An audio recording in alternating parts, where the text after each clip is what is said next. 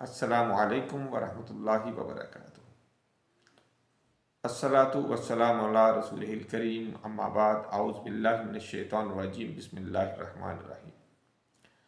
قرآنی دعاؤں کی سیریز کا یہ ہم دوسری قسط آپ کے سامنے پیش کریں گے۔ آج کی جو ہماری دعا ہے، ربنا تقبل منا انک انت السمیع العلیم، سورۃ البقرہ کی آیت نمبر 127 127۔ یہ دعا اللہ رب العزت نے آپ اور میرے تک، ہم سب تک، اپنے دو پیارے انبیاء کے ذریعے پہنچائی، جو حضرت ابراہیم علیہ السلام اور ان کے فرزند حضرت اسماعیل علیہ السلام ہیں۔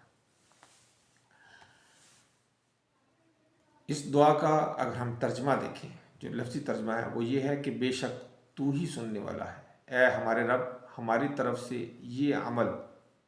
قبول فرما، بے شک تو ہی سننے والا، جاننے والا ہے۔ جب حضرت ابراہیم علیہ السلام اور حضرت اسماعیل علیہ السلام نے خانہ کعبہ کی تعمیر مکمل فرمائی، اس کی بنیادیں اٹھائیں، اس کی تعمیر مکمل کی،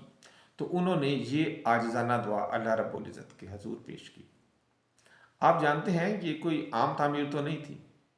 بلکہ دنیا کی عظیم ترین،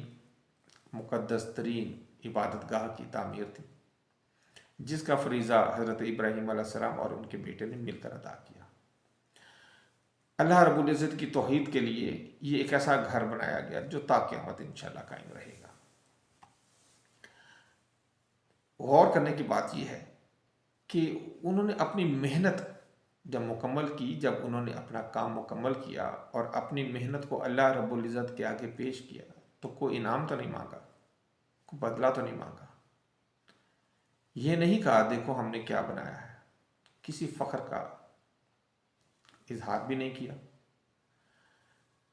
جیسے میں نے آپ سے پہلے کہا کہ نہ تو بدلے کی تمنا کی، نہ انعام کی خواہش کی، بلکہ اللہ رب العزت کے سامنے دست بستہ اور بڑے ہی عاجزانہ انداز میں درخواست کی، اے ہمارے رب، ہماری یہ محنت، ہماری یہ جد و جہد، ہمارا یہ کام، ہمارا یہ عاجزانہ کام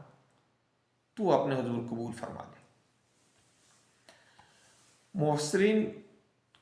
نے جو اس کے متعلق ہمارے لیے جو مختلف تفاسیر دی ہیں، تو ان میں سب سے پہلے آپ کے سامنے پیش کروں گا ڈاکٹر اسرار احمد صاحب۔ ڈاکٹر اسرار احمد رحمہ اللہ فرماتے ہیں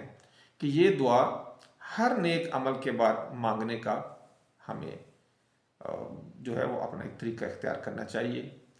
عمل کے بعد اپنی نیتوں کی پاکیزگی اور عمل کی قبولیت کے لیے اللہ رب العزت کے حضور یہ دعا کرنا بڑا ہی ضروری ہے۔ بے شک وہ السمیع یعنی کہ سننے والا ہے، یعنی کہ وہ ہماری ساری دعائیں سنتا ہے، اور العلیم وہ ہماری نیت، ہمارے کام، ہمارے دل کی حال کو جانتا ہے۔ اس کے بعد ہم چلتے ہیں نیکسٹ، تو یہ ہیں مولانا مودودی رحمۃ اللہ علیہ۔ انہوں نے تفسیر تفہیم القرآن میں اس طرح فرمایا کہ اس دعا میں بندے کا ادب، عجز و انکساری اور اپنے عمل پر کامل بھروسہ نہ رکھتے ہوئے محض اللہ رب العزت کی رحمت کی امید جو ہے وہ ظاہر کی گئی ہے، اور ان کا یہ عمل بتاتا ہے کہ قبولیت کا معیار صرف اور صرف اللہ رب العزت کی ذات اور اس کی رضا ہے اور اس کی قبولیت ہے۔ اگر وہ ہمارے عمل کو قبول کر لیتا ہے اور ہمارے کسی عمل سے خوش ہو جاتا ہے، تو پھر ہم یہ سمجھ سکتے ہیں کہ ہم نے کسی حد تک کوئی کامیابی حاصل کر لی۔ مولانا اشرف علی تھانوی اپنی تفسیر میں فرماتے ہیں کہ اس دعا سے ہمیں یہ سبق ملتا ہے کہ ہر نیک کام کے بعد اپنے عمل میں کوتاہیوں کا احساس اور یہ ڈر رہنا چاہیے کہ کہیں ہمارا یہ عمل رد ہی نہ ہو جائے۔ تقبل منا کہہ کر اپنی تمام تر مجبوریاں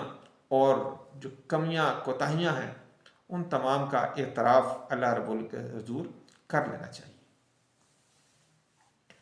مولانا احمد رضا بریلوی رحم اللہ تفسیر کبیر میں فرماتے ہیں کہ یہ دعا نبیوں کا طریقہ ہے، حضرت ابراہیم علیہ السلام جیسے خلیل اللہ،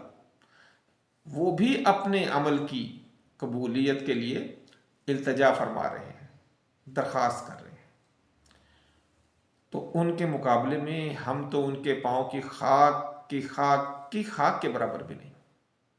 تو ہم عادی گناہ گاروں کو تو ہر عمل کے بعد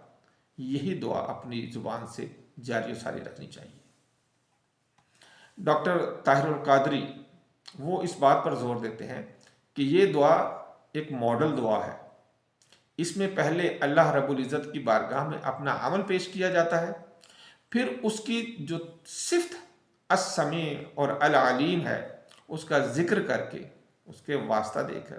یقین دلایا کہ اے رب تو ہی ہماری آہوزاری سن سکتا ہے اور ہماری نیتوں کو جانتا ہے، بس ہمارا یہ کمزور سا، ناتواں سا، عاجزانہ سا عمل قبول فرما لے۔ تو دوستو، آج ہم نے کیا سیکھا؟ آج ہم نے اس دعا سے یہ سیکھا کہ چاہے ہم نماز پڑھیں، روزہ رکھیں، کوئی بھی خدمت کریں، کوئی بھی نیک عمل کریں، ہمیشہ اس کے بعد یہ دل سے دعا ضرور کریں، ربنا تقبل منا انک انت السمیع العلیم، اللہ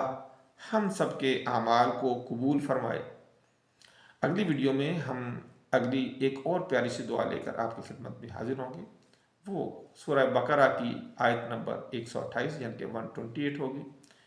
تب تک کے لیے اجازت دیجیے گا، اللہ حافظ، السلام علیکم ورحمۃ اللہ وبرکاتہ۔